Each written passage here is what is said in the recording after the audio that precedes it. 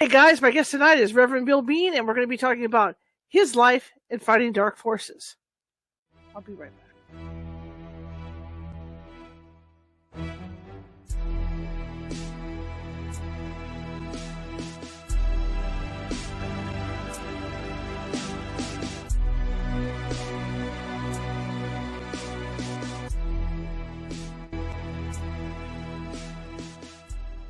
Grab your popcorn and snacks. Find a comfy spot, take a seat or lie down, and let me transport you to a place of fantasy, ghost stories, ancient legends, odd creatures, alien encounters, and other magical topics. You may even decide to join the conversation. From faraway lands to your own backyard, with a small dash of pixie dust, turn out the lights and open your minds. The journey is about to begin. Good evening, everybody. Happy Tuesday. I'm glad to be here, and I hope you are too. We got a great show lined up. Reverend Bill Bean is going to be with us to talk about his life story and the work that he does.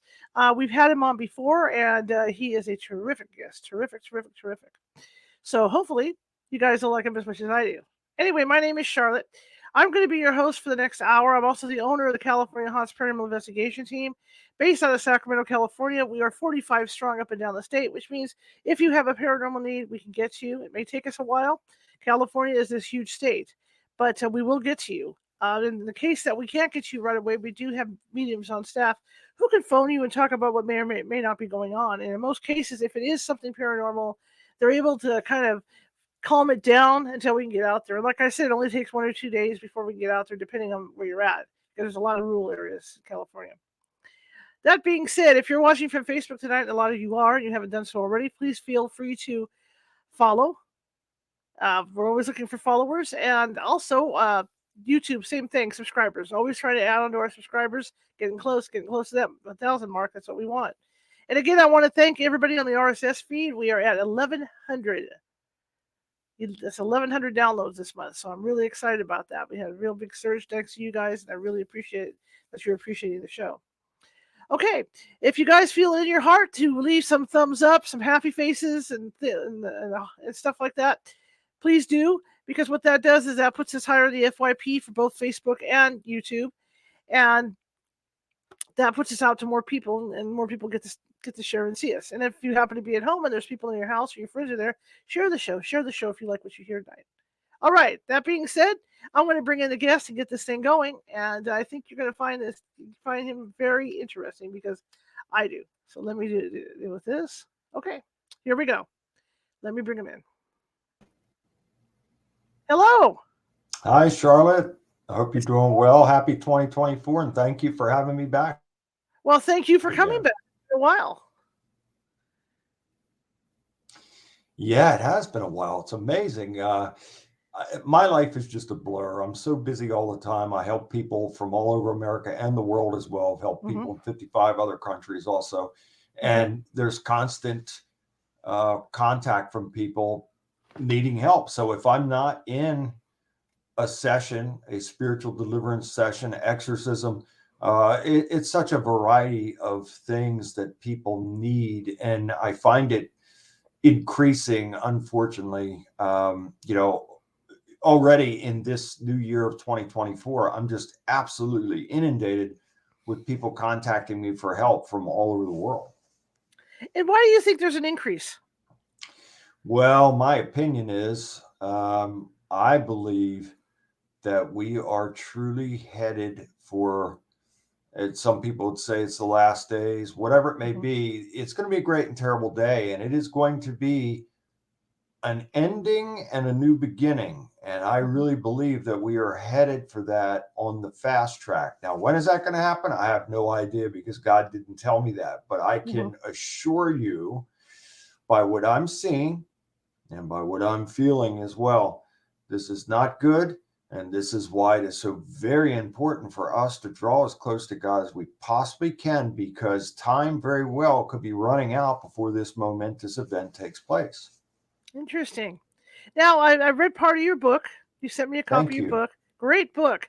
Tell everybody. I'm curious. I was always curious too. Your beginnings in doing this. So what got you started doing this type of work? Well, I didn't choose to do this type of work. God chose me to do it. As you read in the book, and here's Mm-hmm. the if you want to get a copy, just go to BillJBean.com and you can get a copy there, or Amazon. But my life started out in trauma, in turmoil, in chaos, confusion.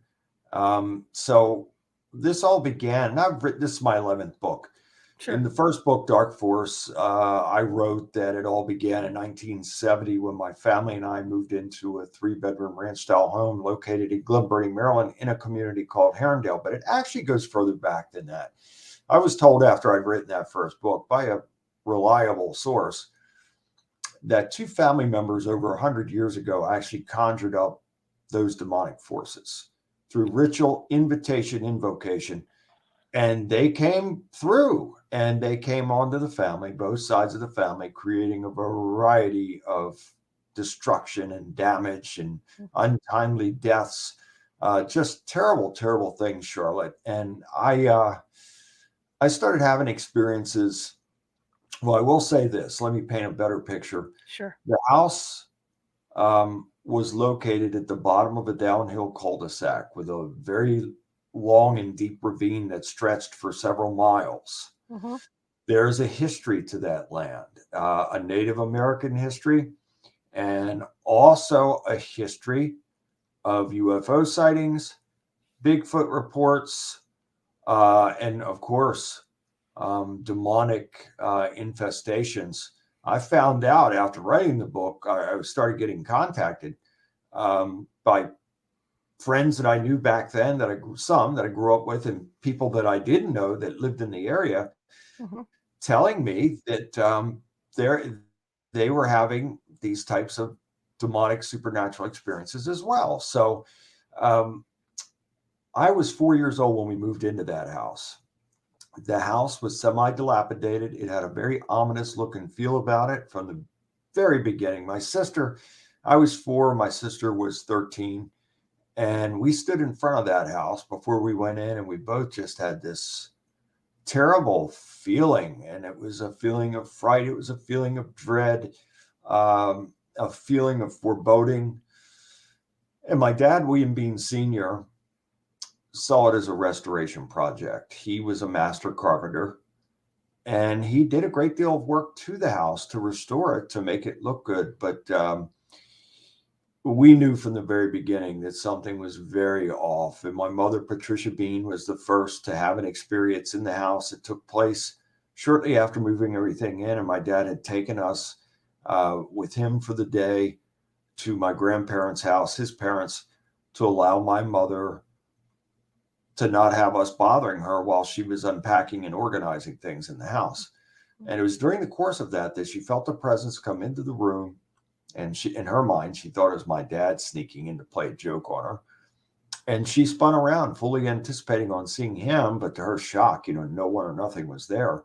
Mm-hmm. And she was quite unnerved by it, and eventually able to collect herself and go back to doing what she was doing. And then one of the bedroom doors slammed shut by itself, and that was enough to make her go out and wait until we returned. So that's where it started.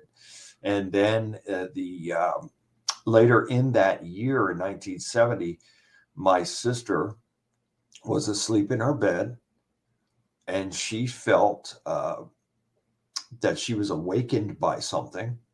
Mm-hmm. She could not see anyone or anything there, but she knew something was there. She certainly could feel a presence. She got very frightened and was going to jump out of the bed to go in to get my parents when something grabbed her leg. And she was able to let out a scream that woke my parents. They ran across the hallway into her room, turned the light on. They didn't see anything there, but what they found was her curled up in a fetal position. They did see red marks on her leg where she said something grabbed her leg. And my sister never again felt comfortable in the house. She felt like she was always being followed and watched. And she would end up running away in the middle of the night in 1973, marrying a young man in the neighborhood, just to get out of there. So I'll give you a quick layout of how that house would have looked on the Sure. inside. So it was equally as ominous and foreboding on the inside. You would enter in through the front door. Into the entryway had a coat closet, and it was sliding wooden doors. And an interesting story about that. Now, my dad, William Bean Sr., was a very tough. He was a tough guy. He was a rugged individual. Um, was a fighter and not afraid of anyone or anything. And he was a man that was used to being in control of every situation. Well, he suddenly found himself in a situation that he could not control. My parents believed in God, but we didn't have any faith-based upbringing, never went to church, never were baptized or anything like that. So one story that I was told a few years ago, I had no idea that this took place until my brother revealed it to me, was that one night my father had come home, and I believe it was in 1975 before he left us, in a drunken stupor. And my brother was sitting on the couch. I was not there. Uh, my brother said he came in, and this invisible force picked him up and threw him through those Wow. sliding wooden doors in that coat closet. And so this is a man that was, in control of everything. And suddenly, it's to that point now to where he's Mhm. being physically attacked. And he he was a good man who made terrible choices. Mhm. And the devil can't make us do anything, but I could tell you this: when we're faced with adverse circumstances and situations such as that, Mhm. and if you are not making God first in your life, then you are subject to a variety of bad things that can happen. And my Mhm. parents they were married in 1957. My sister, or 56, my sister was born in 57. They were social drinkers. Back then you had house parties and they smoked cigarettes and all that kind of stuff. And the house was full of smoke and beer bottles. And that's how it was back then. But then, not long after moving into the house, my dad's drinking escalated from being a social drinker, having house parties, to now, drinking every day, Mhm. hanging out in the bars, started coming home very late at night, sometimes not coming home at all. Mhm. And this led to serious problems between he and my mother. And it also led to some horrific things, Charlotte. He started physically abusing my mother on a regular basis between 1973 and 1975, nearly killed her on Mhm. several occasions. And looking back on that, I have no doubt and 100% belief that those demonic forces were able to enter and manipulate him and fuel his rage towards my mother while under the influence of alcohol. So all life operates on frequency and vibration. So if we are on high frequency, high vibration, life is good, life is positive, Mhm. we're moving forward. If we're on low, it's like the black cloud is over the person's head, and Mhm. there's always a problem in a situation and never a way out. And that's what the devil wants. He wants us to be on that low frequency, low vibration. Mhm. Mhm. And therefore, the target is wide open and vulnerable for demonic attack. And so that's what was taking place there. My sister has the first physical attack and encounter in 1970. Mhm. 1971, I'm 5 years old. And very much like my sister, um, I'm laying in bed, middle of the night, asleep. And again, when you get past that coat closet, you walk into the living room, you Mhm. would make a right down a long hallway, which had a hard tile floor. And often we'd hear reverberations off the walls from someone with heavy soled boots or shoes or something walking down that hallway. Mhm. And the the walls had this dark brown paneling, almost black. It was always very dark in that house at all times, and you could just feel the presence of evil, and you could feel the low frequency, low vibration in that house always. And so you would go down the hallway, and my brother and I shared a room, the first room on the right. My parents' room was the second room on the right, and then my sister's room was the last room on the left across the hallway. So very much like my sister, I'm asleep in bed. My bed is closest to the doorway to the hallway, and my brother's bed is closest to the window. And something woke me from my sleep. Couldn't see anyone or anything there. I start to get out of bed. So now I'm going to my left, getting out of the bed on the left side of my bed, getting out. And as I'm trying to do that, a tremendous force grabbed me by my shoulders, threw me back on the bed, pinned me to the bed. And I've probably given over 2,500 interviews in my career or more. And every time I talk about this, I mean, there's really no words to describe what I was feeling at that time. I felt like I was going to die. I felt like my heart was going to jump out of my body. It was off the charts trauma that was taking place. I couldn't move. I was paralyzed. I tried to scream out for my parents. My mouth would not work. The only thing that seemed to be working were my eyes. And what was taking place seemed to be going on for hours. I'm sure it was only, seconds or a few minutes, but it felt like an eternity to me. And suddenly, all these horrible things that were happening to me, I see down at the foot of my bed this manifestation of what I believe to this day to be an angel. It was an angelic lady that manifested at the foot of my bed. And all of a sudden, all the horrible things that were happening to me suddenly stopped. And this angelic being was gazing at me, smiling, very comforting. I felt nothing but love and peace and protection as well. And I began to calm down. So then, as I have now pretty much calmed down as much as I could under the circumstances, this divine being turns to the left and floats up through the ceiling. She had like a whitish, pale blue type of gown, very divine looking. And so I jump out of my bed. I run into my parents' room. They're asleep in their bed. I wake them up, tell my mother what happened. She takes me back to bed and tries to get me back to sleep, tell me I had a bad dream. But the most amazing thing about that, Charlotte, is that the angelic divine being looked exactly like my mother. It was uncanny. Wow. And my own mother, who began to, and I was physically attacked by these demonic entities between ages 5 and 12, but my mother, Patricia Bean, suffered far worse than I did. And she came under demonic attack on a regular basis. It really got bad after my dad left us in 1975. Then she came under regular physical attack, these entities coming and choking her and hitting her. My mother had cuts, bruises, and scratches on her long after my dad had left.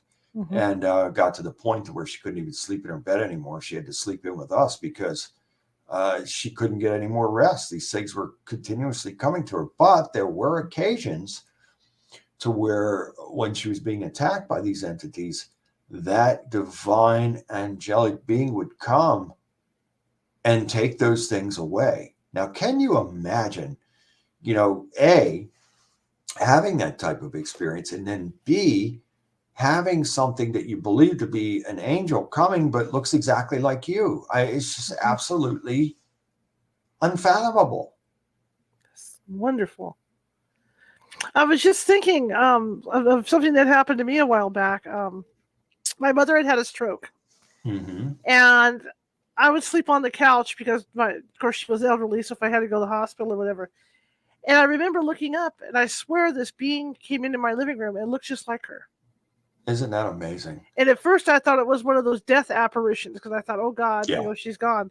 So she went around the corner, and I followed her around the corner. By the time I got around the corner, she was gone. Absolutely and amazing. Now that you say that, I'm thinking, well, maybe it was an angel coming to comfort me because I was worried about my mother. And maybe that's what they do, Charlotte, is take the form of our loved one to give us that level of comfort and peace. That's amazing. And I certainly believe it because I've experienced it for myself. So I know it's real and I know it's true.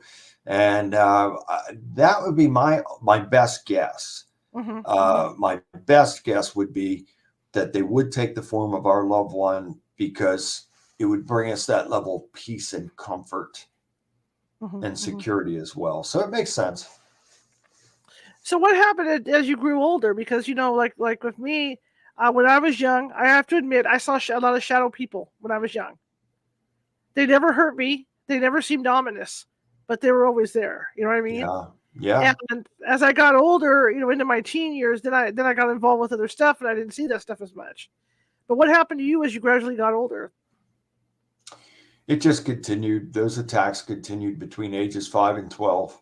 Mm-hmm. And every time that would happen to me, I would feel like I had the flu or something. My body ached. I had fevers constantly. Just those types of flu-like symptoms to where you're completely weakened when those things are taking place. And again, my mother suffered far worse than I ever did. And all the family members were affected and had experiences, attacks, sightings, and not just family members. I could line up a lengthy line of people, friends of the family, my friends, other friends of the family, other family members that would come forward and say, hey, what he's saying is absolutely true. I'd sign an affidavit saying that because they too had experiences. It just, I think what happens, and certainly if I were possessing the knowledge, if I had the knowledge then what I have now, and if I had the calling on me then what I have now, which I do believe that before I came into this world, that God assigned this mission to me. And that is why I had to experience these things in order to be able to relate to people. I could not be where I'm at right now and helping people had I not been there to suffer. It's all part of the journey. And yes, I wish there's things that I could go back and change, especially when it comes to the suffering of my mother. But I can't change that. And I thank God and praise God for, even though it was horrific, it truly was, he protected me. And I've been in so many life-threatening situations throughout my life, and he's protected me and saved me every time. So I realized that it was a part of the journey. So if somebody contacts me for help, they know that I have been there so they can relate to me. And as you know, people who suffer trauma, they don't relate to others and they don't want to share information with people because there's no trust. But if the person says, well, okay, this guy has been there, he understands, I can trust him now, and the wall will come down, then we could come together and God will work through me to help them, to free them from whatever's going on. So our God is an awesome God and he knows what he's doing. And that's why he chooses people for certain things. Again, I did not choose this. And my first battle against demonic forces took place at age 13. Finally, after suffering all those attacks for all those years, I had one of the most important conversations that I've ever had in my life with my Uncle Clifford Bean, who's my father's older brother. And he planted seeds of hope and faith with me. And he told me that we could take power and authority over these things by the power of God. And we could bind and rebuke and cast them out. Now, here's where I made my mistake. And little did I know that this information was invaluable and it would be applicable after I returned home from this conversation. And how can I start this? Okay, so I return home. I've had this meeting with my uncle. Now I feel like I'm empowered for the first time in my life. I feel like I have hope. So I get home. My mother had a new man in her life at that time. My dad left us at 75, and she had a new man in her life named Richard. Richard was very much like my father. He was a former boxer. He was a very tough individual, not afraid of anyone or anything, but yeah, was physically attacked many times in that house to the point to where he was terrified to be there. And it was only his love for my mother that kept him around. And so on this day, My brother, he goes out to play. I'm 13. He was probably 11. He goes out to play. Um, we had a painting on the wall of my sister, and it hung on that wall from when we first moved in there up to that point. So I would say for 9 years. And suddenly one day my mother gets up and she sees that the painting is altered. The painting was of my sister as a 3-year-old child, innocent, beautiful little child. Mm-hmm. And suddenly it had become sinister, and the eyes looked like they had come to life. The mouth had like this downturn sneer to it, evil, just personification of evil. So my mother takes it off the wall and puts it into her closet. And so on this day, I return home. My brother's out playing. My mother is there with Richard. And my grandmother, Dora Harvey, my mother's mother, was present. And they were waiting on my aunt, my mother's sister Joyce, and her boyfriend to come over. They wanted to see this changed, altered painting. So they arrive. My mother goes down the hallway to her bedroom to retrieve the painting. And all of a sudden, just loud booms and crashes, glass breaking. She went into the bedroom, and an unseen force picked her up by the back of her neck and threw her through the air. And she landed into her makeup table. She was cut open, lacerated, scratched, bruised, and she was on the floor. And so Richard and I get her up. Richard wants to take her to the hospital. She doesn't want to go. Mm-hmm. Something snapped in me, Charlotte, for the first time in my life. Now, I was, for the majority of my life up to that point, was a scared child that was always being attacked, always in the fear-based, trauma-based way of thinking and living, because you're always anticipating the next thing happening. And something snapped. When a person gets pushed into that corner, more times than not, they're going to come out fighting. And that's exactly what happened. And I grabbed a Bible, and I didn't know any of the scriptures at all. We had a Bible in the house, but I didn't know anything about the Bible. And at that point, we had a Catholic priest that was involved with us for the last 16 months that we lived there. My family and I are not Catholic, but my step-grandfather was. He went to his church.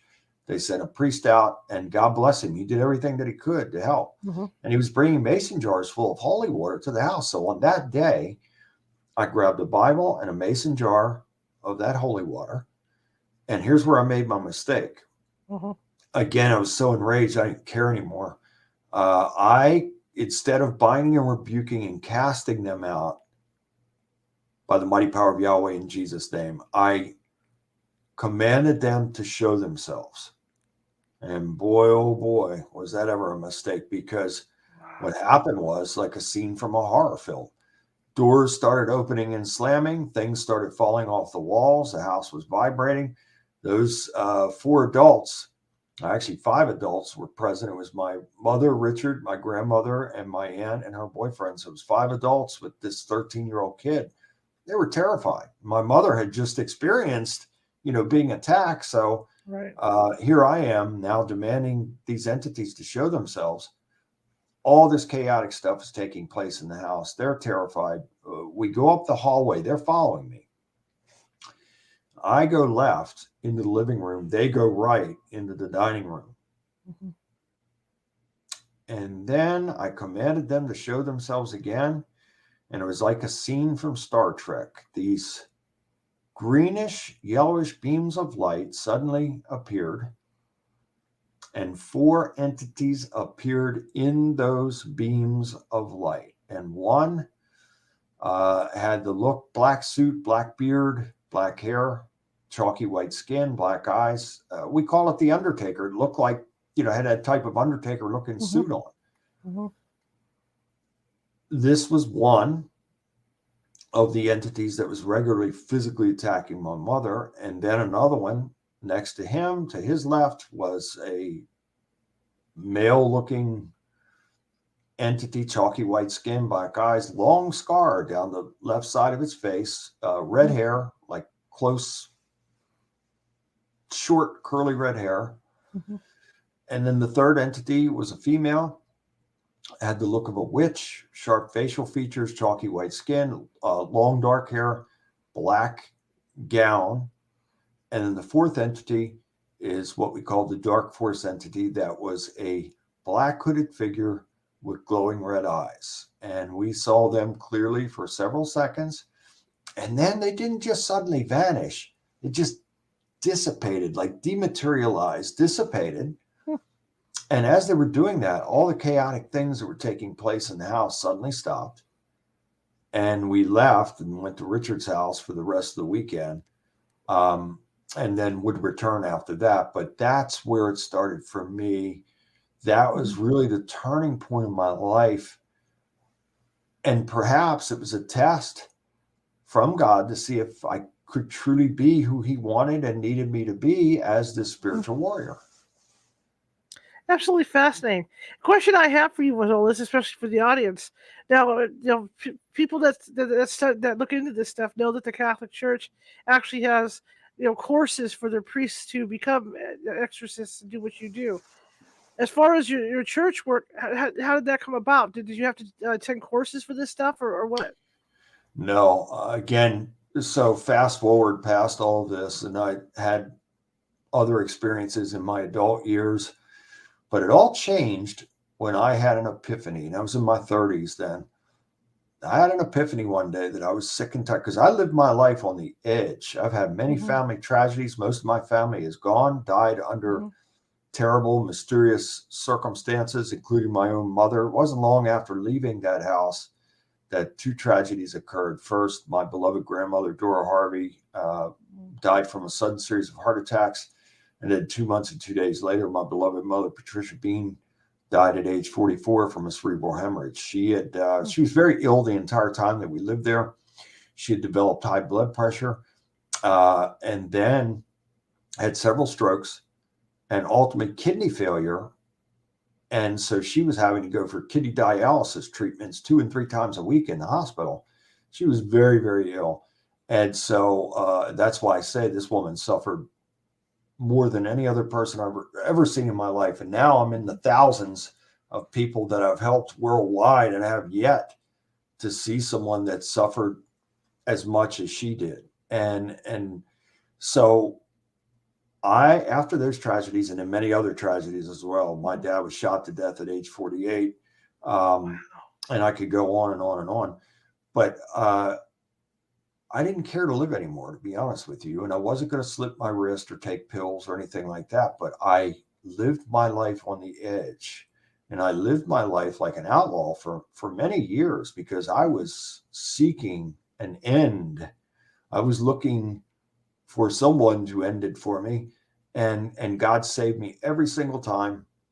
And then one day I had an epiphany that I didn't want this life anymore. I wanted to try and embrace and make God first in my life and embrace having a real authentic relationship with him, that I could do better and be better. And that changed my entire life. So God saved me, then brought forth miraculous transformation in my life when I made the conscious decision by my free will to make him first. And I was real and sincere. I mean, I grew up on the streets, Charlotte. I was I drank, I used drugs, I was violent. A lot of those people that I hung out with are dead or in prison, and I could have been there as well. And so through it all, God saved me, but nothing changed until I was sincere in wanting to be free from it. And it was miraculous all the way around because I didn't want to drink anymore. I didn't want to use drugs anymore. And I asked God to please take it from me. And he did. I never, ever had another urge, never went to one AA, NA. No, he just took it. And so then I started developing my faith and having a real authentic relationship with God. And I found that the closer that I was drawing to him and the more sincere I was, I felt that he was drawing closer to me and blessings were starting to come into my life. And I worked very hard. Believe me, I had to do my part. I couldn't just sit there and say, oh, God, you do it all and I won't do it. And it doesn't work that way. He will be there with us hand in hand, step for step, but we have to do our part as well. And so as part of that, I wanted to tell my story for years, but I felt intellectually inadequate because I had to quit school in the 8th grade after the deaths of my mother and grandmother. I had to go to work. I quit school in the 8th grade, lied about my age, went to work for a construction company with some hardcore guys, and that made me a hardcore guy. And I was paying room and board to live somewhere at a very young age. I had to grow up very, very quickly. And that created more bitterness, and just more reckless behavior. So finally, when this transformation had taken place, and yes, overnight, God took the urges to drink and use drugs from me. However, it was a process for me. It was 2 steps forward and 3 steps backward, because when we develop negative behavioral patterns, it's very difficult to break that. And not impossible, but very difficult. And I had to really work hard to break those patterns. And what helped me was by working. I got 3 jobs. I worked so hard that I didn't have time for any bad thoughts or any bad actions or anything else. I was working. And that really helped me to break those patterns. And then I started to study. So I spent 4 years in serious biblical studies, ancient history, ancient religion, you name it, I've studied it. And God has blessed me with wisdom and knowledge far beyond anything that I could ever imagine in my life. That gave me confidence. And then I became an ordained non-denomination minister, and I started going out to people. So I started giving interviews in 1996. Then a haunting came to me, and they aired my story on January 7th, 2006. That's what put me on the map. And I started getting worldwide attention, and people were sending me messages, and some were messages for help. And I thought, I can't help these people. I'm still in a bad way myself. What am I going to do? And I tried to refer them to people that I thought could help them. But when I became a changed man by making God first in my life, things started to really change. And I thought that God was putting a calling on me, which I resisted for quite a while because I felt unworthy of such a calling. I had such a low opinion of myself. And it took a while for me to, and part of that was, engaging in those studies. And then that gave me confidence that, okay, maybe I can go help people, because now I have put in this work of being educated. I'm an expert anyway, because an expert is the person that has the experience over and over and over again. That makes you an expert. I've had every type of paranormal, supernatural experience that you can imagine.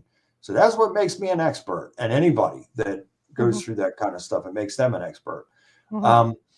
So I had the confidence. I certainly knew that God was with me and for me.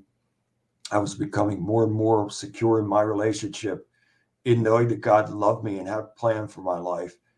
And so he's putting this calling on me. And then when I had that level of confidence that, hey, maybe I can be this spiritual warrior and help these people, that changed everything. And the first family that I went to, and I believe it was in 2012, they had a serious demonic problem. And I arrived on scene.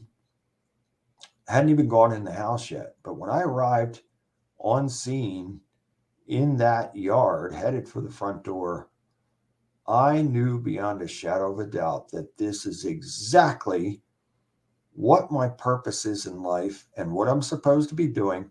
And I never looked back from there. So that was the first, and now I would say it's probably in the low thousands of people that I've helped worldwide and continue to do so. And it's something that I didn't want. It's something that I didn't choose, but now I'm eternally grateful to God for putting this calling and mission on me. There's other things that I could do to make a living, but I don't want to do that, because this is what I'm supposed to be doing. This is my purpose in life. So there's nothing else for me, Charlotte.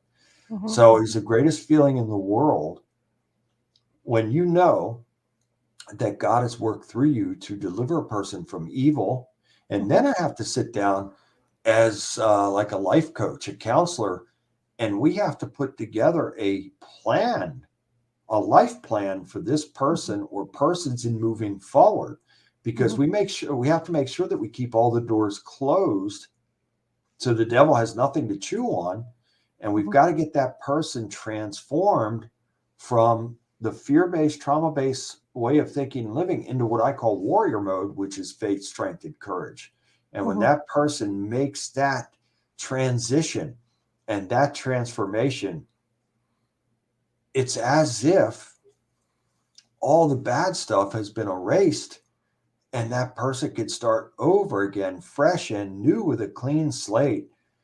And again, I can't put into words how great I feel in seeing these people moving forward like that. It's the greatest feeling.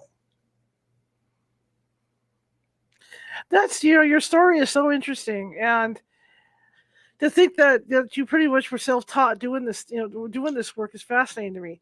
Do you do anything to prepare for battle? Because I know, like, a Catholic priest will meditate for so long, and he'll go without food or whatever. How do you prepare to do battle?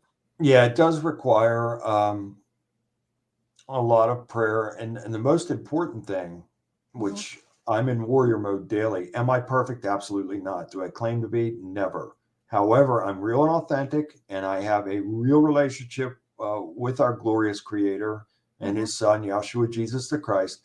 And my MO, my intent, every single day of my life, every day, I pray that Yahweh will work through me to be a blessing to someone. That is my intent every single day, and that is my prayer every day. So, in preparation for these things, especially when it is a full-blown possession, yes, there is lots of prayer and fasting and focus. You have to be focused. And the number one thing, obviously, is faith. But the number two thing is you cannot have any fear. So I've been in situations that were life-threatening, okay? And I've, throughout my whole entire lifetime, and you'll read in this book, It's a great book. It's a thank you great so book. much. I appreciate it. But you'll read in the book from childhood, infancy, 2 years old, and there were things that were taking place that I believe the devil was trying to kill me and destroy me before I could get to where God wanted and needed me to be in this place right now. So this has been a theme throughout my life. And it also has carried over into this life as a spiritual warrior. I've been in many life-threatening situations helping out people who were possessed. And I've had some people try to shoot me, stab me, slice me, bite me, physically attack me, spit on me, vomit on me. You just wouldn't believe it, Charlotte. And God has kept me safe and in control. So the number one thing is faith, but the number two thing is that you cannot have any fear. You must be in control of the situation at all times. And therefore, if you can maintain that by not giving over to a spirit of fear, God will keep his covering over you and will empower you as well. People are superhuman. When they're possessed, they have superhuman strength. And I've seen people levitate. I've heard people talking other voices. I've seen the eyes change to all white, all black, all red. And in one case, a yellowish greenish color with reptilian slits, yellow reptilian, black inside of a yellow type of thing, reptilian slits in the eyes. I've seen it all. Believe me, I've seen people's limbs twist in ways that a human body cannot without bones breaking or ligaments tearing or whatever. The only thing that I haven't seen is a person's head turn all the way around. But other than that, I've seen everything else. And through it all, you have to maintain that level of control and faith. Therefore, I am in warrior mode, which is faith, strength, and courage. And I cannot be in the fear-based, trauma-based, because any agent of God that, loses the warrior mode mentality and then goes into the fear-based trauma, you're done. You're finished. Now you've lost your faith. You've given over to fear. and you're done, and the people that you're trying to help are done as well. Now, I've Mhm. had experiences. I think of one back in 2014 when God worked through me to deliver this lady who was fully possessed. Um, After it was over with, it's not just over and you pack up and you say, "Oh, see you later." There's a lot more work to be done. You have to go through the entire house and make sure that nothing is hiding or lurking there, Mhm. because those demons don't want to go. So they'll do anything to try and hide and lurk, especially in the dark places. And so this was a very large home. And I had to go through that entire home from the basement, all the way up to the top, the attic part, which was converted into like a master bedroom, and all the closets, everything. You got to be thorough. You can't leave any stone unturned. And so you're going through, and if you feel anything evil or negative that is present, you got to bind and rebuke it and cast it out. And by Mhm. the mighty power of Yahweh and Yahshua Jesus of Christ's name. And so, Mhm. I'm going through, started in the basement, went, through all the floors. I get to I'm up on the, is that the third floor? One, two, three. It may have been the third floor, and it was a set of steps that were heading up to this attic area, which they were converting into this master bedroom. It was a Mhm. very wide set of steps. And I go up the steps. To my right, there's a lamp over there. So there's light over there. To my left, it's completely dark, except for a window, which I believe was a double window. It didn't have any draperies or shades or anything on it, and the moonlight was coming through. And so I went over to the lit side first, just saying a blessing. So I have to clear everything. And I say, by the mighty power of Yahweh and his mighty and holy name, in Yahshua Jesus Christ's name, I declare this space and every single thing in it to be blessed, sealed, sanctified, purified, cleansed, and made holy. Peace is here and peace shall remain. So I do that. I go to the other side. Now, when I get to the other side, it's all dark except for that moonlight coming in. There was a ventilation shaft. I would have to say, probably, I don't know, 6, 8, 10 feet away from the window. And so between the window and the ventilation shaft, I get over there, it's to my right. I'll certainly never forget it. There was standing in that moonlight, the beam of light. It was at least 7 feet tall. Hmm. It had a black hooded cape, a robe, whatever you want to call it, glowing red eyes. Very much looked like what I had seen so many times over the years in my house. Mhm. Mhm.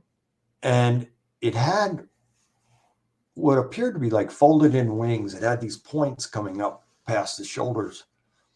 And I stood there. Now, think about this for a second, Charlotte. I'm within 6 to 10 feet of this entity. I have a Bible in this hand. I have a mixture of holy water, holy oil, and holy salt in this hand. Now, most people, they'd either turn and run, they'd faint, they'd soil themselves, or all the above. And it was only by the power of God that I could stand there, remain in faith, and remain relatively unfazed by what I was seeing. And I said, by the mighty power of Yahweh and his mighty and holy name, in Yahshua Jesus the Christ's name, I bind and rebuke and cast you out and command you to depart. And I shook that shaker 3 times, and it Mhm. hit it 3 times. So the mixture hit it. That thing let out a screech like I have never heard before or since. It was so loud it rattled all the windows in the house, and then it departed. Wow. So this is it doesn't get any more intense than that. It doesn't. I mean, when you are now coming face to face with something like that, you better be in that level of warrior mode, or it could be disastrous. Well, here's my question about your warrior mode. Are you, like you say, you're constantly in warrior mode? Is that because, and I've heard this from nuns that I have talked to, over the years, how, this work that we do. the work that you do, the work that I do, that some of this evil stuff may not. And I know there's a fear thing that you don't want to have, and some of this stuff may not come after us right away. But there's always a chance that they're going to wait for us in a weak moment and then come at us. It very well can happen that way. And that's why I say that all life operates on frequency and vibration. So when Yahweh spoke the world into existence, he did so by the frequency and vibration of his voice. Therefore, all life operates on that principle. So the devil waits for openings. And so that's why it's so important to keep our frequency and vibration on high. Stay away from drinking, stay away from drugs. Alcohol, that word is derived from Egypt, which means alcohol, algol. That means flesh-eating spirit. Research it for yourself. You'll see it. It's there. Drug abuse is the spirit of pharmakia, which is sorcery. This gives legal rights to the devil to come in, because now if you are under the influence of these things, your frequency and vibration is lowered and you are wide open and susceptible for demonic attack. And the devil can do it. He can go to God and say, I can be there because this person freely chose to do these things, and God will allow it because of free will. So we have to be on guard. I am on guard 24/7. I love people. I would do anything for anybody, but I am a very intense individual, and I am focused. I am fierce, and I have to stay that way every day. Absolutely. I can understand that. What advice do you have for somebody who might think that they've got a problem in their house? Get help right away. And whether it's contacting me, you, or somebody else, you have to contact some agent of God in order for the power of God to work through that person to free you. I have dealt with so many people that had trauma-based issues in a good deal of the cases, not all, but in a good number of them. This goes back to childhood, when these people suffered child molestation, rape, some type of violent crime, whatever it may be. It has to be something that has raised that trauma level, into a very high rate, because what happens is when the trauma is established in that way, demons, obviously they're on the perpetrator or perpetrators to, carry out these wicked and heinous acts, but then some will go on to the victim and they will stay with the victim until they're evicted. So it is super important. You cannot pray this away. You cannot wish this away. If it's attached to you, it is going to stay attached to you until it's evicted. So my best advice is, if you're out there and you're watching this right now, get help. And whether it's me, whether it's Charlotte or somebody else, contact somebody for help right away. And the power of God will work through that person to break it off of you, to take it off of you, and to evict it from you. What's next for you? Oh, everything's a blur. I deal with so many people every single day and or night. I'm up till 6:30, 7 a.m. every morning. That's before I get to bed. And I could be in a session with somebody from Australia or New Zealand or Brazil or Switzerland or something at 5 a.m. India. I have a lot of clients in India. There's the time differences. And it's some are like 16-hour time differences. Some are 9 and 10 or 10 and a half. So it's this way for me. Every single day, there's always somebody that's coming to me for help. So I'm always, if I'm not traveling to somebody, and I do travel to people to help them in person, but I also do a lot of sessions via Skype and or phone, which is the next best thing to being there in person. Right. So it's all about invoking the power of God over the situation. And so I constantly stay busy. There is just a never-ending flow of people coming to me for help. Fantastic. How can people find you? Well, I want to thank you for having me on again. I look forward to coming back again with you in the future. So thank you so much. And much love and many blessings to you and to everybody out there. Thank you for watching. And if you do want to get a hold of me, if you are in need or you want to get a copy of the new book, My Life Transformation from Victim to Victor, visit BillJBean.com. You can email me directly from the site if you want. There are 2 buttons there for the book. If you want to order a signed copy from me, you can click the first button, or if you just want to order from Amazon, you can click that second button. And if you are contacting me for help, you can email me directly from the site. I will get back to you as quickly as I can, and I will do everything that I can do by the power of God working through me to help you. Bill, it's always a pleasure. I do want to get you back on because there's always so much to say, right? Oh, we've only scratched the surface here, Charlotte. There's so much more to talk about, including the plethora of UFO experiences that I've had in my life. And maybe we can get into that the next time. Sounds good. Well, you have a good rest of your evening. I'm like you. I'm up till 6 a.m. Same hours. We're birds of a feather. We're birds of a feather. All right. Well, you have a great rest of your evening, sir. Thank you so much for coming on. Charlotte. I appreciate it. We'll see you again soon. Bye-bye. Okay. Bye-bye. Okay, that was Bill Bean. I love having him on. He's really fun to have on. Tomorrow we have a live show, and a gentleman named Curry is going to be on with us, and he's really passionate about the paranormal. He grew up in a haunted house, and so he's going to tell us about his experiences, and he's also a paranormal investigator. So he's going to be sharing his experiences with us tomorrow evening. Okay, tomorrow 6:30 p.m. Pacific, I'll be here, and hopefully you'll be here. And yeah, like I said, we got guests lined up for the rest of the week. So I'll see you then. Have a great evening, everybody.